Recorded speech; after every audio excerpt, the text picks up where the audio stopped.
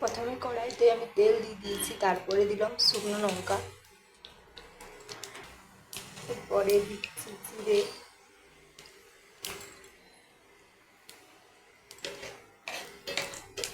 জিরে আর শুকনো লঙ্কা ভালো করে ভাজা হয়ে গেলে এর মধ্যে আমি একে একে পেঁয়াজ কুচি,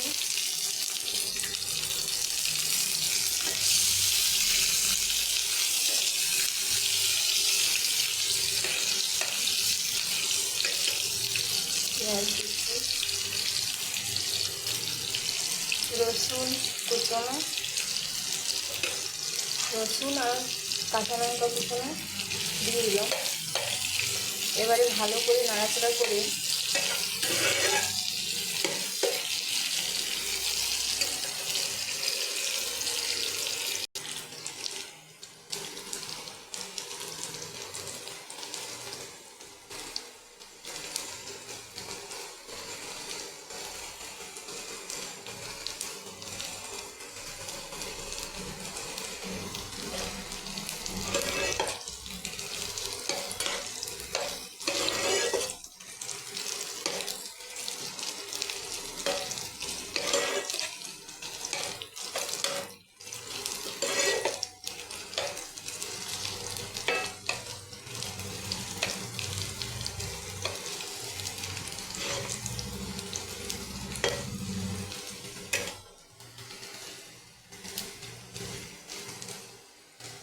পেঁয়াজ ভাজা হয়ে গেলে এর মধ্যে দিয়ে দিলাম টমেটো কুচি,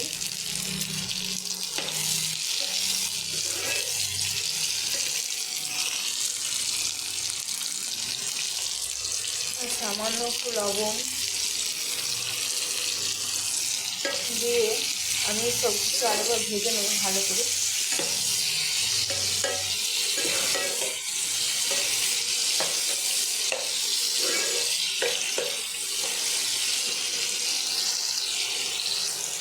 টমেটো পেঁয়াজ সব ভাজা হয়ে গেছে ভালো করে, এর মধ্যে দিয়ে দেবো আলু কুচনো,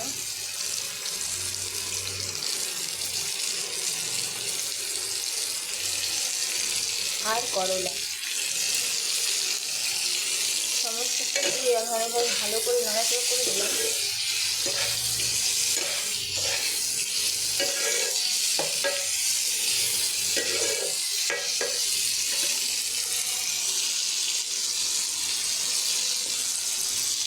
তারপরে এতে দিলাম হলুদ,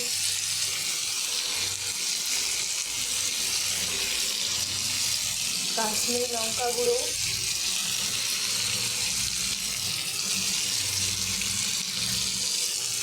জিরে আর ধনে গুঁড়ো, আর একটু লবণ দিয়ে সব কিছু ভালোভাবে নাড়াচাড়া করে দিলাম।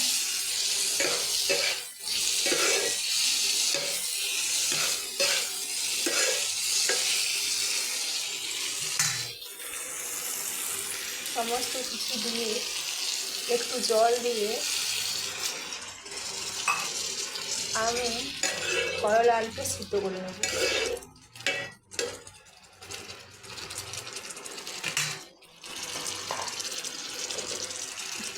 একটু চাপা দিয়ে দিলাম, আর একবার ঢাকনা খুলে দেখে নিলাম করলা আলুটা হয়েছে কিনা।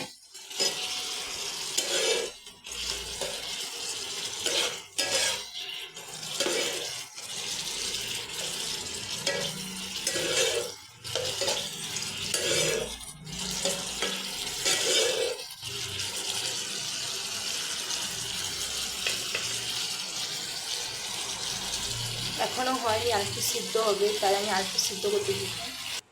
এবার ঢাকনাটা খুলে দেখে নেবো ঠিকমতো সিদ্ধ হয়েছে কিনা।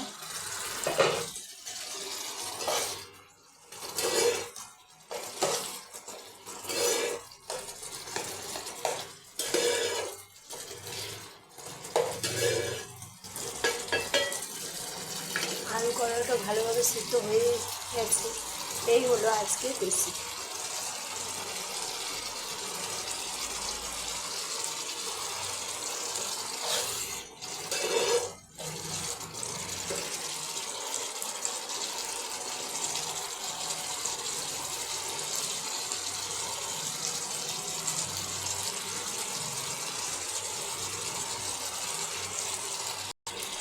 আমার রান্না আপনাদের কেমন লাগলো জানিও।